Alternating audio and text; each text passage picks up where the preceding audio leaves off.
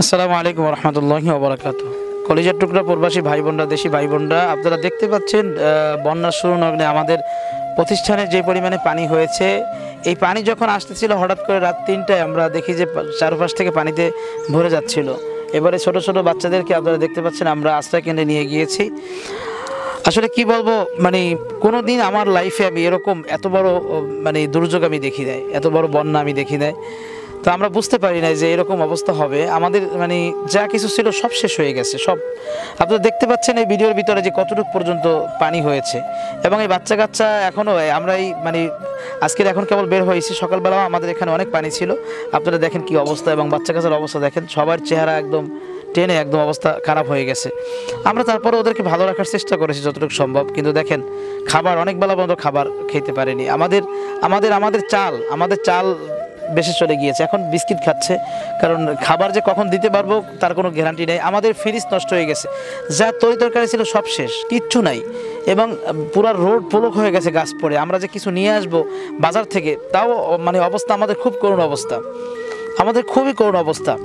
এমনকি আমাদের ফ্রিজ নষ্ট হয়ে গেছে, ফ্রিজের ভিতরে 100 কেজির মতো মাছ ছিল, গোছ ছিল, সব শেষ, কিছু নাই। আইপিএস শেষ হয়ে গেছে, সিসি ক্যামেরা তাও নষ্ট হয়ে গেছে। প্রায় 1 লক্ষ টাকার ক্ষতির ভিতরে আমরা পড়ে গিয়েছি, এবং বাচ্চাদের খুব খুব খারাপ অবস্থা। আমি সকলের কাছে হাত জোর করে অনুরোধ করবো, আপনারা সবাই মিলে একটু আমাদেরকে সাহায্য করার চেষ্টা করবেন।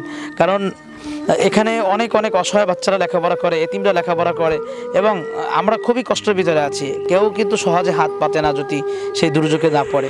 সিলেটবাসীরা যেভাবে ভালো ভালো ফ্যামিলির লোকজন দুর্যোগে পড়ে ক্ষতিগ্রস্ত হয়েছিল, আমরা আজকের অনেক ক্ষতিগ্রস্তের ভিতরে পড়ে গিয়েছি। আমাদের প্রতিষ্ঠানে অনেক দূর পর্যন্ত পানি হয়েছিল। এই যে ভিডিওগুলো দেখছেন আপনারা, এর ভিতরে অনেক পানি হয়েছিল।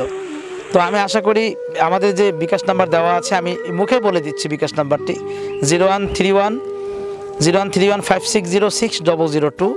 আরেকটি বলছি 013156060003। এই নাম্বারগুলোতে নগদ এবং বিকাশ রয়েছে।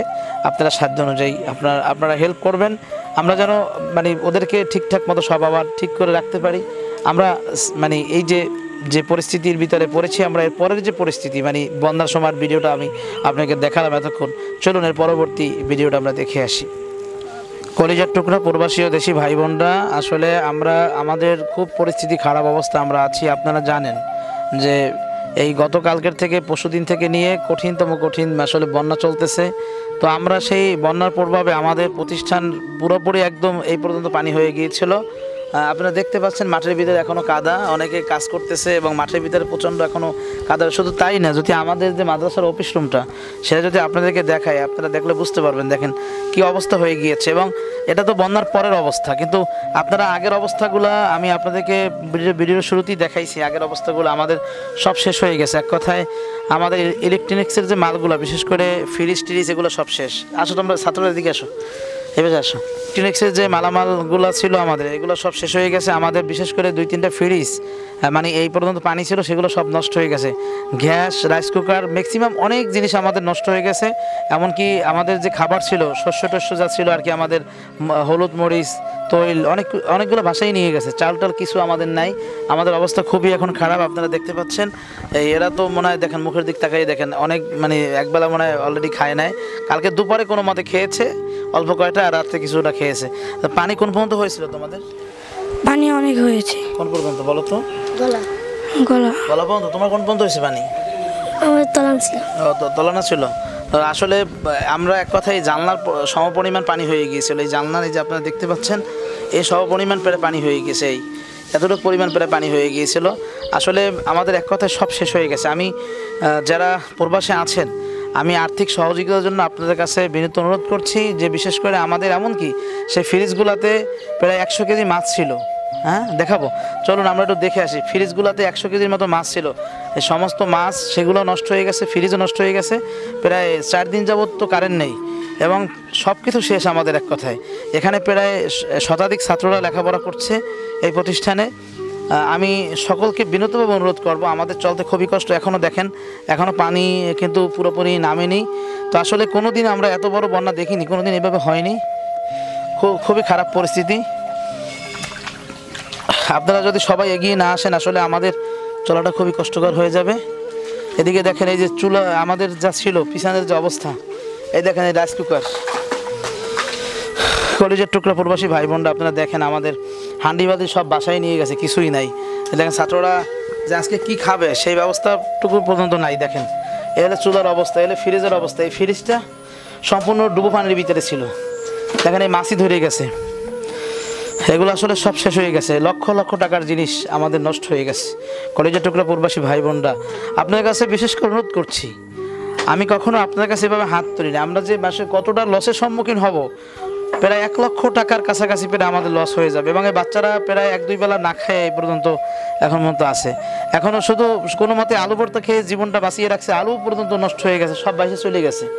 যা কিছু ছিল দেখেন এগুলো সব নষ্ট, এগুলো সব, এমনকি ব্যালেন্ডার মেশিনটা পর্যন্ত নষ্ট হয়ে গেছে। এগুলো যা কিছু আপনারা দেখতে পাচ্ছেন, আরও অনেক মালামাল ছিল, সব বাসায় নিয়ে গেছে। আমাদের কোনো বাচ্চাদের ভাই জুতা নাই, দেখেন সবাই জুতা সব বাসায় নিয়ে গেছে, কাপড় চোপড় সব নিয়ে গেছে। একটা পাঞ্জাবি আমার ছিল, 1-2টা পাঞ্জাবি কোনো মতো ওরা হেফাজত করছে, সব নিয়ে গেছে। জুতা কাপড় চোপড় সব চলে গেছে। চুলা নাই, কোনো কিছু নাই, সব একদম শেষ। তো আসলে আপনারা সবাই দানের হাত বাড়াই দেবেন। আমি আপনাদেরকে দেখাচ্ছি আমাদের অবস্থা খুবই খুবই ভয়াবহ। আপনারা দেখেন আরও এদিকে এখনও পানির দেখেন কি অবস্থা, কি পরিস্থিতি। তো এখনও আমরা 2-1 দিনে তো স্বাভাবিক হতে পারবো না, কিন্তু আমাদের মনকে মন, মাছ নষ্ট হয়ে গেছে, গোশ নষ্ট হয়ে গেছে। আমরা যে কীভাবে এখন প্রতিষ্ঠান পরিচালনা করব সেটা বুঝে আগাতে পারছি না। আমি সকলের কাছে বিনীত অনুরোধ করব, আপনারা এই যে বন্যার যে দৃশ্যগুলো, সেই দৃশ্যগুলো আসলে আপনারা দেখেছেন, শুরুতেই দৃশ্যগুলো দেখেছেন। আমাদের বিশেষ করে আমরা অনেক ক্ষতিগ্রস্তের ভিতরে আছি। তো আল্লাহর কাছে তারপরে শুকরিয়া যে আল্লাহ আমাদেরকে কোনো মতে বাঁচিয়ে রাখছে। এমন পরিস্থিতি আমাদের হয়তো হতে পারতো, যে পরিস্থিতি খুব ভয়ানক হতে পারতো। আল্লাহ তো কোনো মতে আমাদের রক্ষা করেছেন, তাও শুকরিয়া করি আল্লাহ রাব্বুল আলামিনের কাছে। কিন্তু আমরা আর্থিক অনেক সংকটের ভিতরে পড়ে গেছি।